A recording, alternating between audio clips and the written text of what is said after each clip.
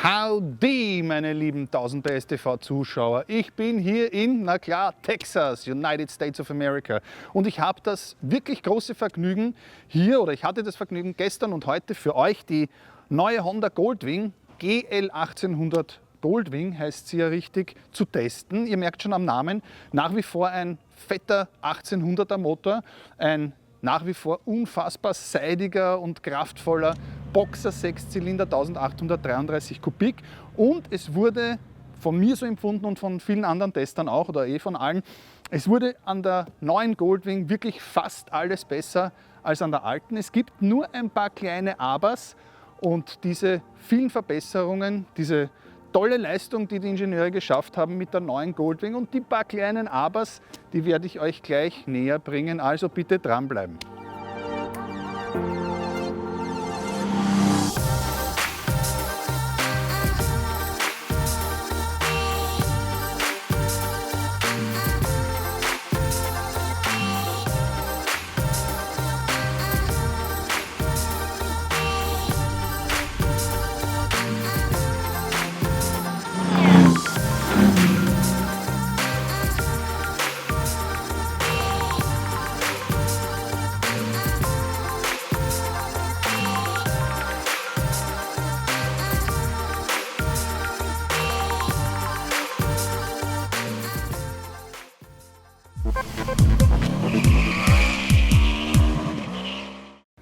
I'll be back, hat schon unser allseits so beliebter Arnold Schwarzenegger gesagt. Ich sage I am back, weil endlich wieder Goldwing fahren. Vor schon fast 3 Jahren, 2015, habe ich die Vorgänger Goldwing getestet. Das letzte Modell 40th Anniversary hieß es, und das Modell war ja seit 2001 in Diensten. Und jetzt sind knapp 17 Jahre vergangen, da war es schon Zeit für was Neues. Aber ich habe mir gedacht, bei mir ist es nie Zeit für was Neues. Ich habe nach wie vor die alten Hemden und Fetzen an, und jetzt als Revival habe ich mir das wieder angezogen. Aber ich muss sagen, die neue Goldwing insgesamt, wie schon erwähnt, vieles viel besser. Und ich möchte auch gleich einmal bei der Front anfangen, also vor mit uns. Ja, das ist sie also von vorne, die neue Goldwing, GL 1800 Goldwing.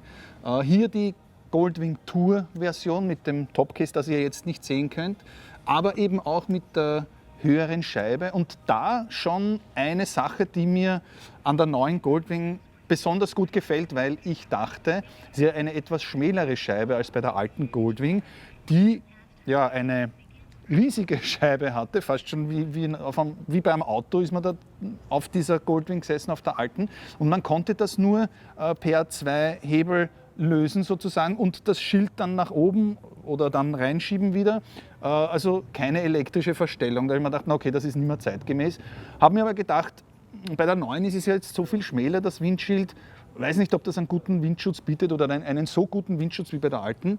Tatsächlich, also das funktioniert außerordentlich gut. Das Windschild ist eben bei der Tour-Version höher, lässt sich elektrisch verstellen. Das heißt, man kann, wenn man jetzt nicht so viel Windschutz braucht, es einfach per Handhebel runterlassen und hat einen außerordentlich guten Windschutz. Also da steht die neue der alten um nichts nach.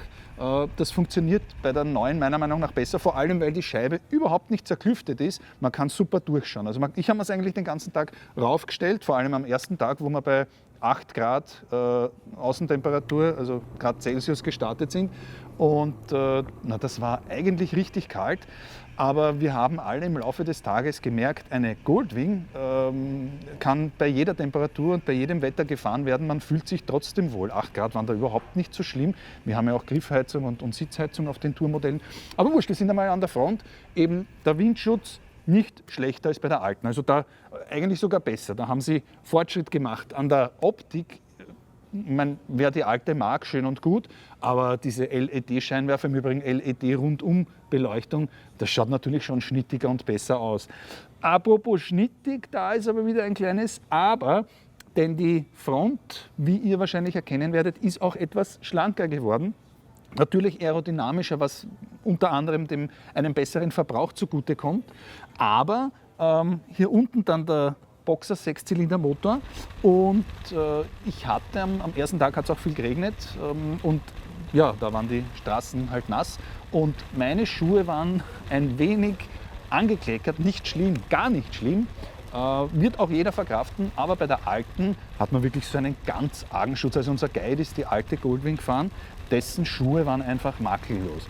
Also ich sage da mal, Honda will ja auch neue Kunden damit ansprechen mit der neuen Goldwing. Und wer eine alte Goldwing hat sie, besitzt sie, ist stolz darauf und wird sie wahrscheinlich behalten und nicht gegen eine neue tauschen. Das haben ja die Marketing-Fuzis herausgefunden. Und man will jetzt einfach auch sportlichere Klientel haben und die kann man mit der neuen Goldwing definitiv erreichen, weil die Aerodynamik ist auch wirklich besser und der Schutz durch den Motor und durch die Verkleidung, ich meine, das ist noch immer top. Das ist wirklich das Beste, sage ich mal, was es zurzeit gibt. Aber die alte kann es fast ein bisschen besser. Allerdings, wie gesagt, wenn wer das State of the Art Beste will, dann nimmt er die Goldwing. Dann haben wir im Übrigen noch eine ganz besondere Besonderheit an der neuen Goldwing, nämlich die Vorderradaufhängung. Das ist ein doppeltes Querlenkersystem mit einem Federbein und ich sage mal, man kann es mit der BMW K1600 GT GTL schon vergleichen mit dieser typischen BMW Vorderradaufhängung. Es ist ziemlich entkoppelt, also man bekommt keine unangenehmen Schläge in den Lenker. Es ist aber klarerweise nicht so weit entkoppelt, dass man nichts mehr spüren würde. Und die alte Goldwing mit ihrer konventionellen Telegabel, ich bin ja die alte heute auch gefahren, absichtlich. Ich habe extra mir ausbedungen, dass ich eine alte haben kann. War nicht ganz einfach, weil die Honda-Leute natürlich wollen, dass wir die neue fahren, aber ich habe dann die alte fahren dürfen. Gar nicht so kurz, sondern bis hierher zum Hotel. Und da muss ich sagen, ich meine, es sind 1001, die alte in den Kurven, da schwimmt das ein bisschen herum, bei der neuen nichts. Also Stabilität pur. Daher auch eben diese Vorderradaufhängung tipptopp. Man sieht auch, das dürfte auch ein bisschen Absicht sein, dass das Bedienboard oben ein bisschen so hineingezogen ist, damit man ja diese Aufhängung gut arbeiten sieht und diese Federelemente oder diese Dämpferelemente, die da Richtung Lenker dann zurückführen, die sieht man dauernd arbeiten. Das ist echt cool. Ich habe da eine GoPro-Aufnahme gemacht. Ich hoffe, man sieht es gut, es ist nicht zu dunkel. Ich habe es an dem Tag gemacht, wo schlechtes Wetter war. Aber eben an der Vorderradaufhängung kann ich nichts bemängeln, an der Hinterradaufhängung auch nicht.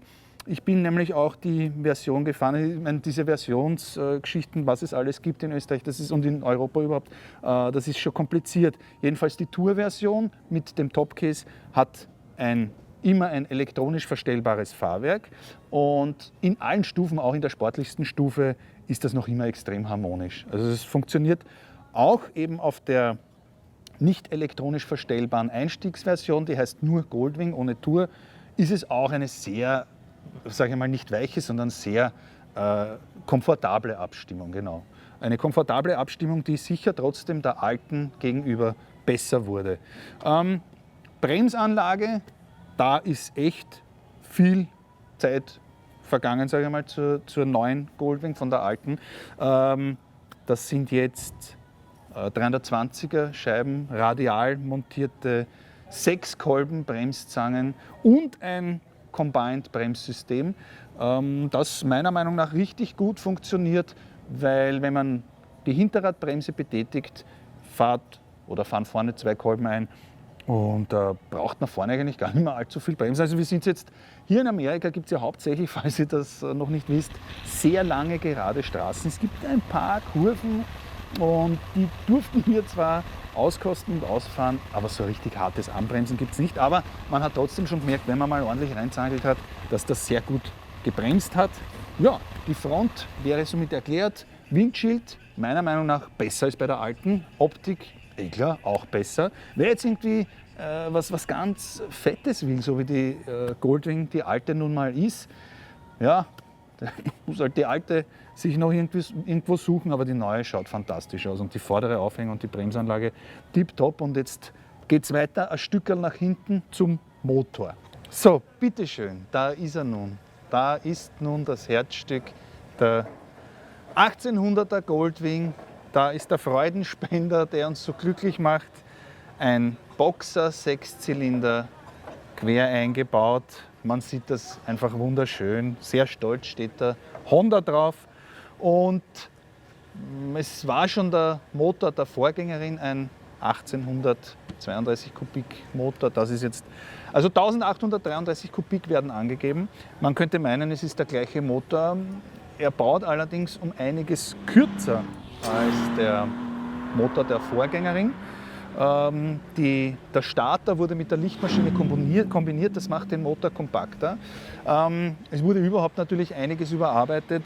Wir sind nun bei 126 PS bei 5500 Touren angelangt. Das ist jetzt nicht so viel mehr als bei der alten. Und darum geht es in Wirklichkeit auch gar nicht bei einer Goldwing, um die nur schiere Leistung. 170 Newtonmeter Drehmoment bei 4500 Umdrehungen, dass ich es noch rausbringe. Das ist schon eher das Wichtigere, und dass dieser Motor, dieser Sechszylinder, so unfassbar seidig ans Werk geht und trotzdem kraftvoll. Also man spürt schon, dass da ein Morch dahinter ist, und er dreht so angenehm hoch, kann unterdurch gefahren werden, kann hochgedreht werden. Da ist eine Sache, die mir aufgefallen ist: Es ist ein Tourer, es ist ein Luxustourer, ein komfortables Gerät.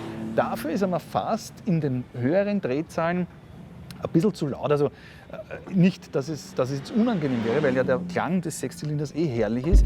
Und im Stand, wenn man sie startet, die Goldwing, und dann einmal hochdreht, dieses sanfte und doch ein bisschen rau, also herrlich. Da kriegt man Ganselhaut über den Rücken. Aber dann, wenn man länger fährt und eben höher dreht, dann kommen aus der Airbox doch härtere Geräusche, als man vielleicht von einem Luxusgerät erwarten würde. Allerdings, wie schon erwähnt, man will ja jetzt ein bisschen ein jüngeres Publikum oder Wiedereinsteiger ansprechen. Man muss mit der Zeit gehen. Die anderen machen es alle ein bisschen sportlicher. Jetzt wird die Goldwing halt auch ein bisschen sportlicher, nicht schlimm. Also es ist wirklich keine Tragödie, dass das so klingt. Leistung schon erwähnt. Worauf es eben ankommt, ist der Durchzug, und der ist phänomenal. Genau, der Motor eben, dass er kürzer baut. Dadurch rutscht er, ich muss weiter ausholen, die Vorderradaufhängung hat auch einen Sinn, abgesehen von der schönen Auskoppelung harter Schläge, dass das Vorderrad nur nach oben federt und nicht zurück. Dadurch gewinnt man knapp 4 cm, der Motor wird ein bisschen kürzer, und dadurch rückt die Fahrerposition um 38 mm, also knapp 4 cm nach vorne, was natürlich wiederum eine vorderradorientiertere Sitzposition ermöglicht. Und ja, wirklich, ich habe es gespürt, es ist natürlich auch durch viele andere Komponenten und Aspekte ein sportlicheres Fahrverhalten, aber doch viel sportlicher als bei der alten, aber keine unkomfortablere Sitzposition. Also ich bin ja eben die alte gefahren zum direkten Vergleich, und ich muss sagen, ich bin auf der neuen genauso gut gesessen, genauso gut, genauso komfortabel.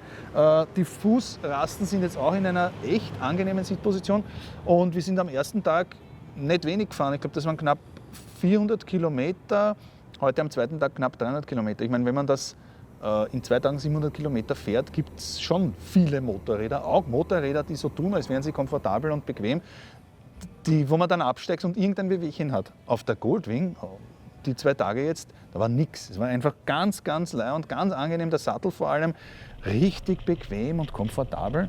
Aber wie gesagt, die neue Goldwing doch um einiges sportlicher. Also das Herzstück der Freudenspender richtig gut. Hier leider ein bisschen dreckig, da haben sie ein bisschen schleißig die geneigt. Ich habe mir die gleich genommen. Ich habe gesagt, ich brauche noch eine für meine Moderation. Und ja, ich würde sagen, Motor, schöne Überleitung zu Elektronik, viel Elektronik drinnen, beim Motor eben Ride-by-Wire, und das ermöglicht ja unendlich viele Elektronikspielereien. Wir haben Fahrmodi, wir haben eine Traktionskontrolle, aber dazu gleich später, weil jetzt gehen wir noch ein Stück weiter zurück beim Motorrad, bei der neuen GL 1800 Goldwing.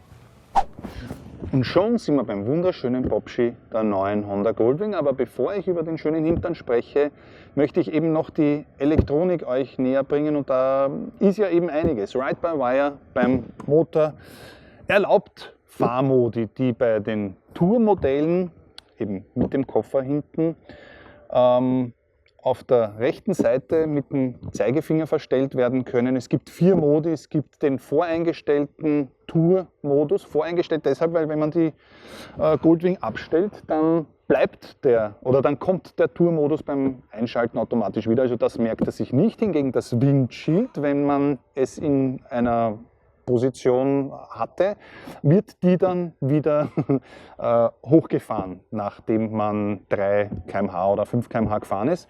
Das heißt, das Windschild merkt sich seine Position von vorher. Der Fahrmodus nicht, kann man jetzt gut oder schlecht finden, ist ja keine Arbeit, den wieder umzustellen. Eben Tour, der normale Modus. Es gibt dann noch Sport.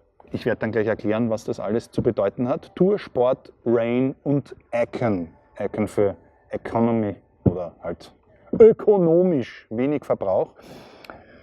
Es ändert sich je nach Fahrmodus auch jeweils das elektronisch oder elektrisch verstellbare Fahrwerk. Es ändert sich die Traction Control, HSTC, Honda Selectable Traction Control, und auch die Bremse, also das Ansprechen der Bremse wird eben auch verändert.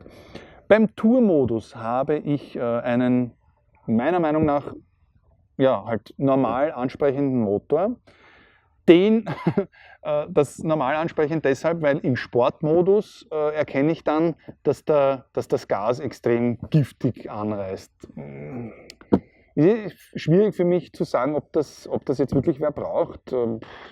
Jein, also ich habe es halt gemacht, ich habe es ausprobiert und der Motor kann dadurch, also man erkennt dadurch, dass der Motor auch richtig sportlich gefahren werden kann. Er hat ja Morch, aber richtig brauchen tue ich es nicht. Und in dem Econ und im Rain-Modus spricht er dann halt auch normal an, so wie im Tour-Modus, sage ich einmal. Das Fahrwerk, die meisten Änderungen spüre ich eigentlich nur im Sportmodus. Auch da das Fahrwerk eher sehr straff oder straffer abgestimmt. Bei Tour, Rain und Econ eher normal abgestimmt, und große Unterschiede merke ich dann bei den einzelnen Fahrmodi auch am ehesten noch beim DCT, Dual Clutch Transmission von Honda, eine Doppelkupplung auf dem Tourmodell in Europa bzw. in Österreich und Deutschland erhältlich, bzw. nur auf dem Tourmodell, das ist dann das Topmodell. Die Bremse, ja, da muss ich gestehen, habe ich eigentlich keinen Unterschied gemerkt vom Ansprechverhalten her, weil wir da ja wirklich gemütlich gefahren sind. Aber somit bin ich jetzt schon beim DCT auch möchte nicht einmal sagen Elektronikspielerei, weil das ist was Ernstes, das ist richtig gut. Das ist ein System, wo der linke Fuß überhaupt nichts mehr zu tun hat, weil er nicht mehr schalten muss. Auch die linke Hand hat nur den Griff und keinen Kupplungshebel mehr. Und man kann aber sehr wohl mit der linken Hand die Gänge rauf und runter schalten. Man kann das automatisierte Doppelkupplungsgetriebe overrulen oder überhaupt manuell schalten. Dann macht man das eben mit den Rauf- und Runterhebeln, also Knöpfen. Wenn ich diese DCT, diese Doppelkupplung habe, dann lasse ich es aber eher auf den Automatikmodus und greife dann ein.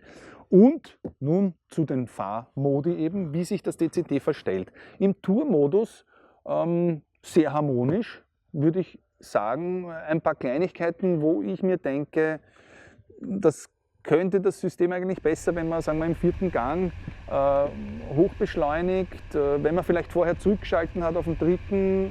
und dann dreht der Motor sehr lang aus, wo man eigentlich, oder wo das Getriebe eigentlich schon in den 4. schalten sollte, aber da kann man ja dann einfach raufschalten und dann funktioniert das, dann 5., 6. Und ich persönlich habe befunden, vor allem für diese Fahrerei, der Sportmodus beim DCT, ja, völlig deplatziert ist jetzt ein gemeiner Ausdruck, aber gar nicht notwendig. Also da reagiert die Doppelkupplung sehr ruppig, absichtlich halt, sehr sportlich. Es wird extrem lang ausgedreht und da gefällt mir eigentlich der Econ-Modus am besten. Rain auch. Also die schenken sich nicht viel, die 2 Modi, aber beim Econ-Modus, da dreht der Motor nicht allzu viel aus. Da wird sehr schnell in den nächsten Gang geschalten. Man ist dann recht flott im 7. Gang. Dieses DCT, Weltpremiere, hat nämlich 7 Stufen, 7 Gänge 7 Gänge nach oben sozusagen, weil es gibt auch einen Rückwärtsgang.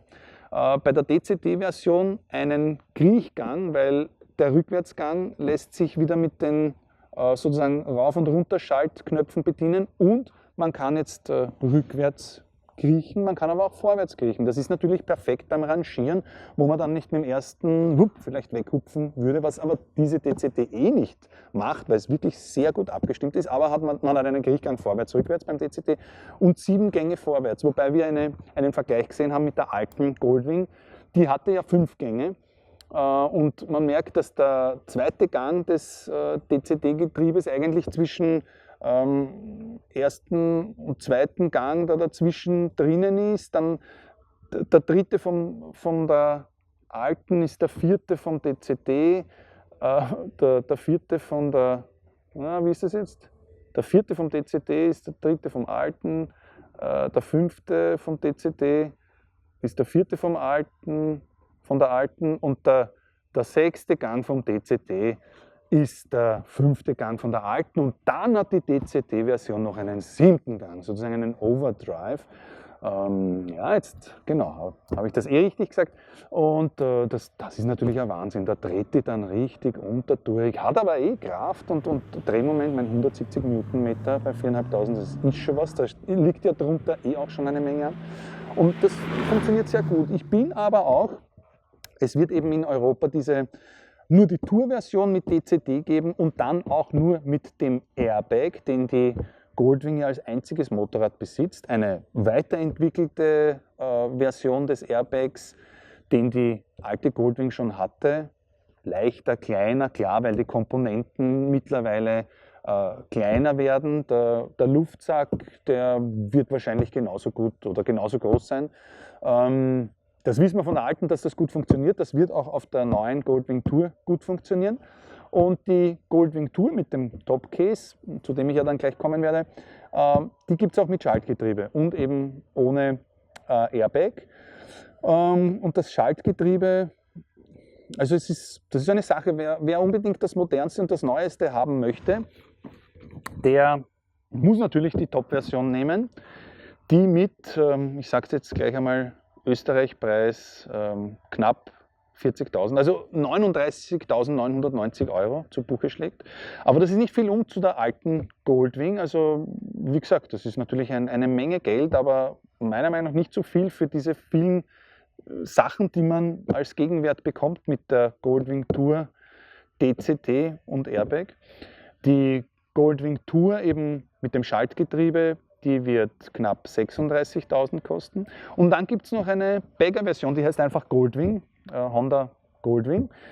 Die hat kein Topcase, die hat nur die Seitenkoffer. Der fehlt auch das DCT, die gibt es nur mit dem Schaltgetriebe. Sie hat keinen Rückwärtsgang, weil sie etwas weniger wiegt.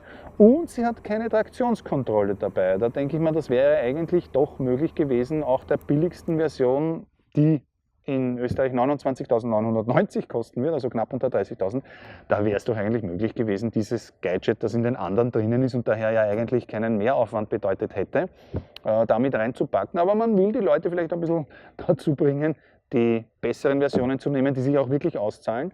Weil ich erwähnt habe, Gewicht 365 Kilo die normale Goldwing, eben ohne den Topcase, 379 Kilo die Tour mit dem Schaltgetriebe und 383 Kilo soll die Tour mit dem DCT-Getriebe haben. Es gibt natürlich jetzt in anderen Ländern, auf anderen Kontinenten Versionen mit dem DCT-Tour, aber ohne Airbag. Also ob die 383 Kilo jetzt mit Airbag sind, wenn nicht, dann kommen noch ein paar Kilo dazu.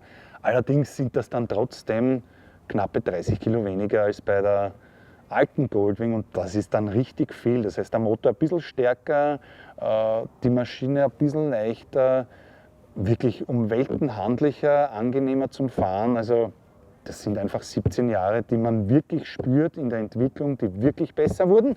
Und schwuppdiwupp bin ich jetzt am Heck. Also ihr seht hier ja, seht ihr mich? Nein, wurscht, ich gehe ein bisschen runter. Ihr seht hier ja, also wunderschön diese Rückleuchten. Mich persönlich erinnern sie ein bisschen an einen Maserati Spider. Weiß nicht, ob sich die Japaner sowas dabei gedacht haben. Es schaut einfach extrem stylisch aus. Und die Koffer da auf der Seite und das Topcase da hinten drauf, dass man da hier unten schön öffnen kann. Jetzt seht ihr nicht allzu viel von drinnen. Aber ich kann euch sagen, toller Laderaum, aber halt weniger als bei der alten. Das Topcase vielleicht ein bisschen besser zu beladen bei der neuen, weil bei der alten ist das so gerade gewesen, da kann man nur von oben reinladen. Aber die Seitenkoffer, muss man schon sagen, insgesamt hat die neue jetzt 110 Liter Ladevolumen, die alte hatte 150 Liter. Und ich habe mein Gepäck, klar, ich habe ja das Kameraequipment und ich habe dann ein bisschen Gewand mitgenommen, weil wir haben woanders übernachtet. Das war ja auch so gedacht, eben, dass wir da eine schöne Tour fahren mit der Goldwing und absichtlich unser Wochenendgepäck reinbringen, weil wieder die Marketing-Fuzis haben herausgefunden, dass für einen typischen Goldwing-Fahrer einfach ein Wochenendausflug zu zweit sehr wichtig ist. Jetzt sagen wir mal, dass meine Sozi oder mein Sozius gleich viel Gepäck wie ich mitnehmen möchte. Ich habe mir da ein bisschen schwer getan, den Rucksack reinzukriegen. Es ist schon gegangen, ich habe ein bisschen drücken müssen, zudrücken, aber bei der alten ging es einfacher. Also da könnte man jetzt richtig schön kritisieren, dass die neue schlechter ist als die alte. Aber in Wirklichkeit, ich habe ja alles untergebracht und es schaut wirklich schnittiger aus. Es funktioniert sehr angenehm mit diesen Touch-Öffnern sozusagen. Es ist extrem hochwertig. Innen vielleicht verglichen wieder mit der BMW K1600 GT oder GTL in dem Fall mit dem Topcase. Das ist bei der BMW schon ein bisschen schöner gemacht, muss man sagen. Weil bei der Honda ist das ein bisschen, also nur Plastik, nicht ausgekleidet mit irgendeinem Teppich. Und das ist schon sehr, sehr scharfkantig. Also wenn man da was reinlädt und dann vielleicht drüber ratscht, dann kann man sich da schon verletzen, wenn man zarte Haut hat. Habe ich aber eh nicht. Daher stört es mich auch nicht, schöner Schriftzug. Also wirklich ein fesches Popschi, hier das schöne kleine Ami-Kennzeichen. Schöneres Popschi als bei der alten Goldwing auf alle Fälle. Und was ihr noch seht, hier unten ein 200er Hinterreifen. Die alte hatte einen 180er. Habe ich im Vorfeld mir auch gedacht, mein Gott, warum macht man sowas? Man sieht es ja eh nicht. Also den Hinterreifen einer Goldwing sieht man in Wirklichkeit nie. Auch jetzt nicht von hinten, es ist ja wurscht. Stört aber nicht. Moderne 200er Reifen sind ja nicht unhandlicher als 180er und wie schon des Öfteren jetzt erwähnt, die Handlichkeit ist ja wirklich enorm der neuen Goldwing im Vergleich zur alten, bitte. Ich möchte ja so und so einen Vergleich mit der BMW K1600 GTL anstreben, weil das ist jetzt in einer Klasse, wo sie nicht mehr ganz alleine dasteht. Die alte Goldwing, die ab 2001 bis vor 2 Jahren, weil sie hat es ein Jahr dann nicht gegeben, Euro 4-Norm war ja auch ein Problem, wurde nicht mehr so abgedatet, der Motor. Das ist ein Dinosaurier. Das ist halt ein Brachiosaurus oder ein Diplodocus, halt so ein richtig dicker Dino. Das gibt es halt jetzt nicht mehr, weil die neue jetzt ein bisschen schlanker wurde, auch leichter dadurch und das ist ein großer Vorteil für die Fahrdynamik. Und diese Klientel will Honda offensichtlich auch ansprechen, Leute, die auf Fahrdynamik Wert legen. Aber da ist es doch einfach anders als die alte. Es ist keine direkte Fortführung der Goldwing, GL 1800 Goldwing von vorher. Aber ja, sie hätten es gemacht, wenn sie es wollen hätten und wenn es die Kunden gewollt hätten. Wie gesagt, es ist definitiv kein billiges Vergnügen, eine Goldwing zu fahren. Aber es ist ja trotzdem ein Statussymbol. Es ist ja was, hey, ich fahre eine Goldwing, die sich aber jetzt eben in der neuen Version mit anderen Motorrädern vergleichen muss. Und wenn man das ein bisschen mit sehr fahrdynamisch noch weiter runterspielt, dann könnte auch eine FJR 1300 von Yamaha da mitmischen, obwohl die halt schon ziemlich alt ist. Aber auch BMW R1200 RT muss man auch schon am Radar haben, die in der Vollausstattung dann sicher auch viel teurer wird als die knapp über 20.000, aber 30 wird es in etwa kosten, da sind wir bei der bei 40.000. Allerdings eben das DCD ist einmalig, das gibt es sonst nirgends. Und ja, ich glaube, das war's fürs Erste und sage vielen Dank fürs Zuschauen, fürs Zuhören, dass ihr da so brav mit mir ausgehalten habt und mein Hemd hoffentlich bewundert habt. Bleibt dran, schaut unsere anderen Videos. Es kommt jetzt einiges rein. Kollege Chaot war ja bei der Streetmaster auch in den USA. die MT-09 wurde getestet. Also es ist einiges. Ich fahre jetzt dann auch wieder bald weg. Triumph. Sind aber lauter andere Geräte. Dieser Tour hat mir richtig viel Spaß gemacht hier in Texas in Amerika. Wir waren da eben gestern in Fredericksburg und hatten eine nette Unterkunft, lauter so kleine Häuschen, wo man sozusagen seine eigene Hütte hatte, aber wirklich sehr professionell aufgezogen. Ein Schweizer hat das gemacht, na klar, die Schweizer Gründlichkeit. Und da eben das witzige Flair und mit der Goldwing sozusagen auf ein Wochenende fahren, das hatten wir jetzt tatsächlich, weil heute eben schon der Samstag angebrochen ist. Und ja, um zu einem Ende zu kommen, ich halte das jetzt nicht mehr aus, da riecht so dermaßen gut nach Barbecue. Ich habe natürlich schon wieder einen Hunger, weil ich habe in dieser Zeit in Amerika, glaube ich, erst 5 Steaks und 8 Burger gefressen, muss man schon sagen, gegessen. Und ich muss jetzt weiter tun. Also bitte dranbleiben, YouTube-Kanal, 1000 PS YouTube-Kanal abonnieren. Ein Daumen hoch für meine Erklärungen an der Goldwing. Und ja, noch was, das Display. 7 Zoll Display habe ich im Vorfeld befunden, das könnte ja mein neuer Favorit werden, weil die KTM hat ein 6,5 Zoll großes Display. Nur hier bei der Honda, und das ist echt etwas, was mich persönlich stört, sonst hat es nicht viele gestört, die Armaturen sind nach wie vor links ein analoger Tacho, rechts ein analoger Drehzahlmesser. Brauche ich nicht unbedingt auf der Goldwing, weil die dreht so sonor und angenehm hoch. Aber das ist halt normal ablesbar, weil das Display in der Mitte, das 7 Zoll Display, super fürs Navigationsgerät. Das funktioniert richtig gut, eben gut ablesbar. Aber sonst, wenn man die Navigation nicht hat, hat man da einfach ein großes freies Feld. Musikanlage natürlich auch wieder auf der Goldwing, habe ich jetzt noch nicht erwähnt. Richtig schön mit den Boxen vorne und hinten. Die normale Goldwing hat nur 2 Boxen vorne. Die Goldwing Tour mit dem Koffer hat 4 Boxen, 2 hinten, 2 vorne. Also das Soundsystem richtig gut.